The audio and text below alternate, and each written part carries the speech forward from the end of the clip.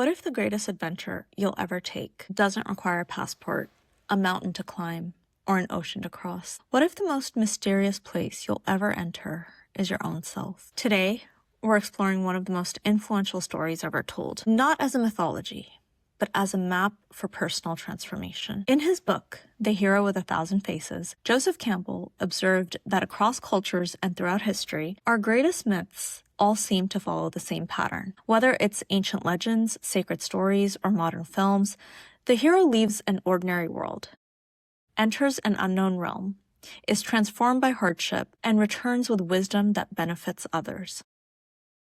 But what if this unknown realm isn't somewhere outside of us? What if it's within us? Every genuine transformation begins when we stop running from our inner world and choose to enter it with intention, with curiosity, and with self-compassion. The first part in the hero's journey is the departure. According to Campbell, the hero receives a call to adventure, leaves their ordinary, mundane world, and crosses into the realm of the unknown. Most people think the hero's journey begins with some dramatic event, but the call to go within often begins with discomfort. It's a quiet feeling that something isn't right, a persistent anxiety, a relationship that no longer works, burnout, loss, or a deep sense that the life you've built somehow isn't fully your own. These moments are the call to adventure. The invitation isn't to travel somewhere else, it's to investigate your inner world. This is the hardest threshold to cross because the ordinary world feels so safe. Our habits, our identities, they're familiar and they're comfortable. Even our suffering can feel like a safe, controllable space. Crossing the threshold means becoming willing to ask uncomfortable questions. Why do I react this way? Why did that bother me? What am I afraid of? What parts of myself have I buried?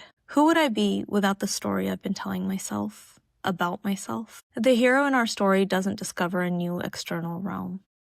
The hero in our story discovers unexplored rooms within their own consciousness. In part 2 of the hero's journey, Campbell says that our hero meets monsters. This is the initiation. The hero faces a series of trials, battles, monsters or internal demons, and achieves a profound breakthrough or ultimate realization. Every myth has dragons and demons. Psychologically, these are not enemies outside of us. They're parts of ourselves we've spent years avoiding and hiding. Fear, shame, resentment, childhood wounds, unprocessed grief, the desire for approval, the fear of rejection. When we begin serious inner work, whether it's through meditation, therapy, journaling, contemplation, or just honest self-reflection, we eventually meet these inner monsters, and we learn that the monsters aren't there to destroy us. They're protecting something. Usually they're protecting pain, a defensive personality, a fragile identity, or an old survival strategy that once kept us safe. The more we go inward, the more we discover that transformation isn't about defeating ourselves or fixing ourselves.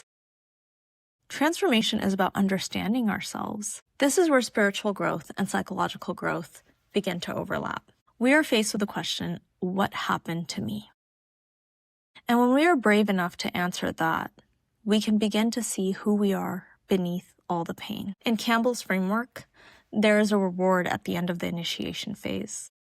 The hero survives the ordeal and takes possession of the prize they came for, a physical object, a secret, or newfound wisdom. Every hero's journey contains a moment of revelation.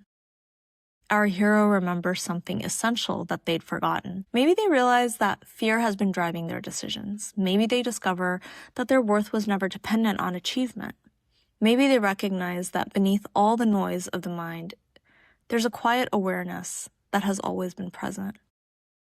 Many wisdom traditions point towards the same insight, that our identity is so much larger than our thoughts, our emotions, and our stories. The greatest treasure isn't becoming someone new.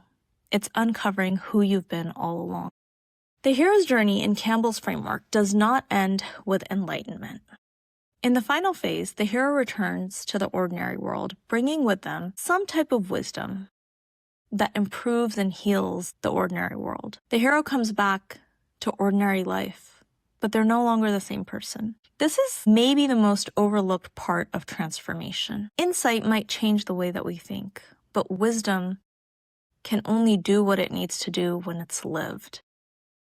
It becomes real when it's lived. I've seen so many people depart on this inner journey, and they return believing that they've killed their ego, they've found peace, they've done the work, and they are now healed. And what we don't realize is that the work is in the return. The work is done in the real world. The return asks, can you bring patience into conflict? Can you remain grounded during uncertainty? Can you replace judgment with compassion? Can you lead without needing control? Can you love without needing perfection? The inner journey isn't an escape from life. It's preparation for living it more fully. Your relationships change, your work changes, your purpose changes, all because you changed. Because life does not happen to us, and it does not happen for us. Life is happening through us in every moment. I think that's why the hero's journey continues to resonate with so many of us. Because it isn't just the story of mythical heroes. It's the story of every human being who is willing to become conscious. Each of us begins in this ordinary world. Each of us hears a call, that gentle nudge to seek some change, to drop the masks, to release the fear, to become who we came here to be. Each of us gets to decide whether we stay inside our familiar patterns, or if we're brave enough to enter this unknown landscape within. And every time we face our fears with honesty, every time we integrate another forgotten part of ourselves, every time we choose awareness over unconscious habit, we take another step on our own hero's journey.